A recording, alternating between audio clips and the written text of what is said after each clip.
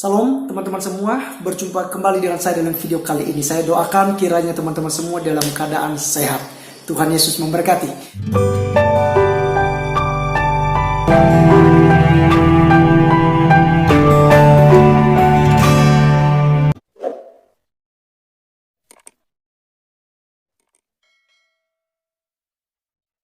Teman-teman, akhir-akhir ini kita mendengarkan bahwa terjadi pelaporan dari pihak Muslim, ya, di mana mereka merasa terhina, mereka merasa dinista, keyakinan mereka diganggu oleh pihak Kristen, dan akhirnya mereka melaporkan ke polisi. Yang pertama yaitu Bapak Muhammad KC, ya, dan yang belakangan ini, yang baru saja, ya, beberapa hari yang lalu, itu juga Pastor Paul Zhang yang ada di Jerman yang membuat sebuah konten yang membuat kontroversial di Indonesia, ya, karena dia mengaku Nabi yang ke-26 dan meluruskan Nabi yang ke-25. Nah, teman-teman semua, apakah hal ini wajar saja jika Paul Zhang diproses? Itu kembali kepada penegak hukum. Oleh karenanya, dalam kesempatan kali ini nanti kita akan memberikan komentar kita. Mari kita mendengarkan terlebih dahulu apa yang disampaikan oleh Bapak Menteri Agama terkait kasus Paul Zhang ini, ya, di mana dia berkata bahwa harus diproses, ya, secara hukum. Bahkan dia menekankan kepada aparat dan penegak hukum untuk segera menangkap Paul Zhang. Oleh karenanya teman-teman, nanti di akhir videonya kita akan berikan komentar kita. Nanti di akhir videonya teman-teman kita akan berkomentar secara bersama-sama. Sebelumnya mari kita langsung saja dulu untuk melihat videonya yang ada berikut ini. Video yang dibuat oleh Joseph Paul Zhang ini menunjukkan bahwa sikap intoleransi, fanatisme berlebihan atau kecenderungan untuk menjadi radikal bahkan itu bukan hanya monopoli satu agama saja. Semua agama memiliki potensi seperti itu. Nah, khusus untuk kasus Joseph Paul Zhang ini, saya berharap aparat penegak hukum segera memprosesnya gitu agar tidak menimbulkan kericuan-kericuan atau reaksi-reaksi yang kita semua tidak inginkan. Nah, saya juga berharap semua tokoh agama, apapun agamanya, untuk kembali mendidik umatnya, kembali kepada substansi agama. Bagaimana agama itu menghargai perbedaan, bagaimana agama itu memandang keyakinan yang dimiliki oleh orang lain itu sebagai hak gitu, ya, yang tidak boleh dipaksakan gitu, sehingga kasus-kasus seperti yang dilakukan oleh Zhang ini tidak terulang kembali. Nah, kepada seluruh masyarakat saya berharap tidak terpancing, karena selalu saja ada kelompok-kelompok atau orang-orang gitu, ya, yang memang sengaja ingin membuat situasi yang kondusif, situasi yang sudah baik ini menjadi. Ya, baik teman-teman sekalian, itulah yang disampaikan oleh Bapak Menteri Agama, dan saya tepuk tangan dengan itu teman-teman. Saya sangat mendukung itu, ya, luar biasa sekali Bapak Menteri Agama, ya, kiranya Tuhan memberkati Bapak dan terus menjadi Menteri Agama dalam masa-masa jabatan ini, dan juga tentunya akan memberikan motivasi-motivasi bagi umat beragama yang ada di seluruh Indonesia. Teman-teman sekalian, saya memberikan komentar simpel saja dalam apa yang disampaikan oleh Bapak Menteri Agama ini, di mana hal yang disampaikannya yang pertama teman-teman, bahwa hal ini yang sangat kita nanti-nantikan supaya Indonesia menegakkan hukum, ya, yang berlaku, yang sudah ditetapkan, yaitu Undang-Undang ITE, dan harus diberlakukan, tidak memandang bulu, tidak melihat itu jabatannya, tidak melihat itu agamanya, semua harus diberlakukan kepada seluruh masyarakat yang ada di Indonesia. Jadi kalau, ya, Pak Pastor Paul Zhang yang menghina Islam, yang sudah terang-terangan menyatakan dirinya sebagai Nabi yang ke-26 dan juga meluruskan ajaran Nabi yang ke-25 menurut pernyataan beliau, maka ketika Paul Zhang ini mau ditangkap, silakan saja. Secara pribadi, ya, sebagai tokoh agama Kristen tidak membela Paul Zhang, ya, kami tidak membelanya. Bahkan saya rasa pendeta-pendeta yang ada di seluruh Indonesia juga pun tidak membela Paul Zhang, ya, tidak membela. kiranya ditegakkan hukum seperti apa hukum yang ada di Indonesia. Tentunya dia berani berbuat, berani bertanggung jawab, dan punya alasan kenapa dia harus melakukan demikian. Jadi silakan diproses saja. Kami tidak komentar ataupun ya demo lah, ya atau mungkin kami katakan itu sebagai kriminalisasi terhadap pendeta. Tidak, ya, sama sekali orang Kristen tidak akan mengatakan demikian.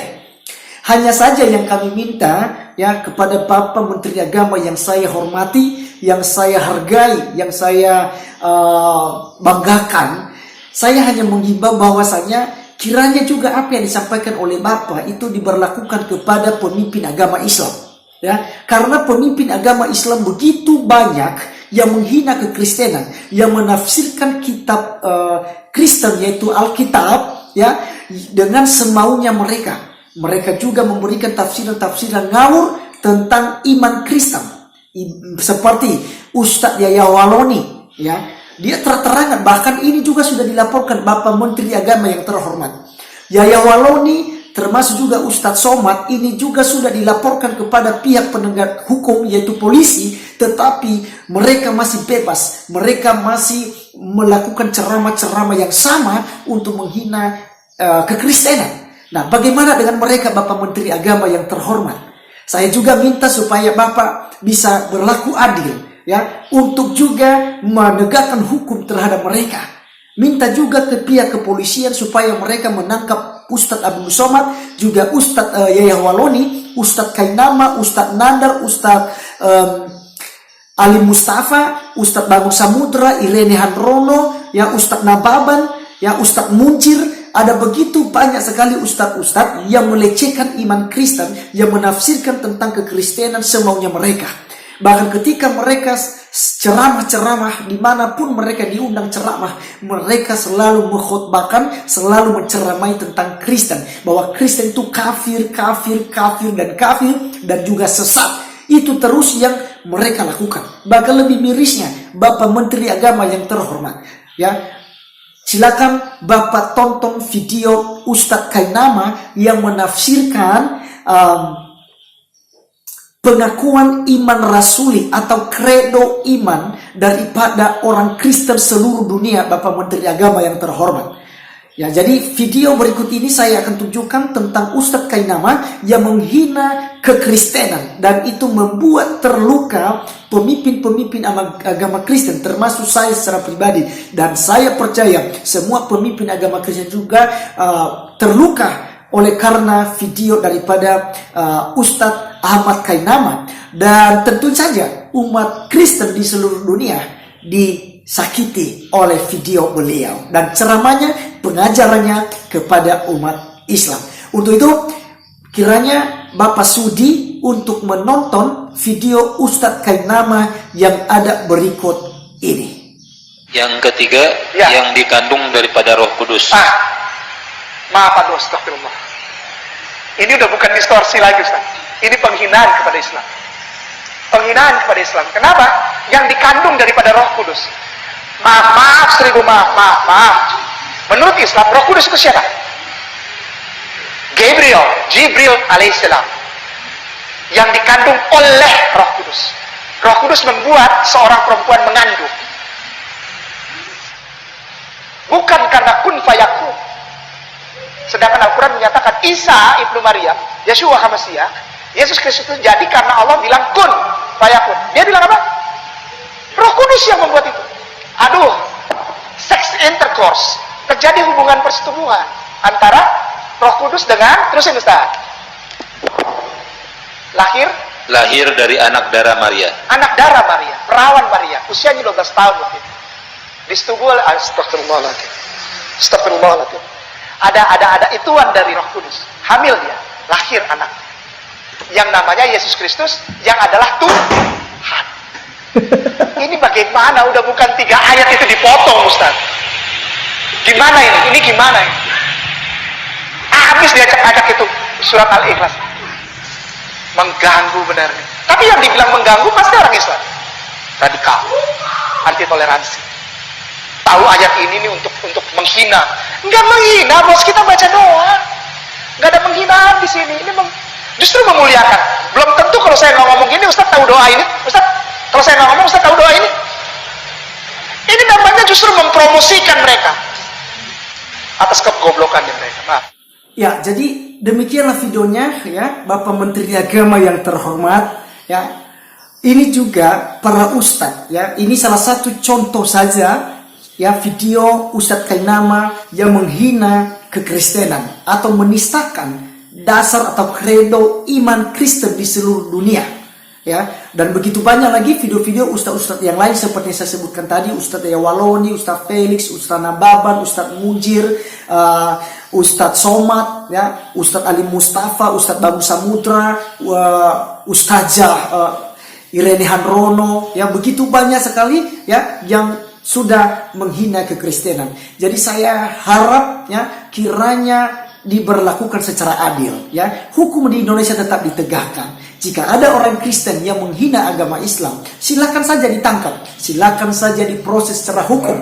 Dan jika memang dinyatakan salah, silakan dipenjarakan. Kami tidak akan demo, ya. Kami tidak akan mengatakan bahwa itu kriminalisasi terhadap pendeta-pendeta agama Kristen, ya. Sama sekali tidak.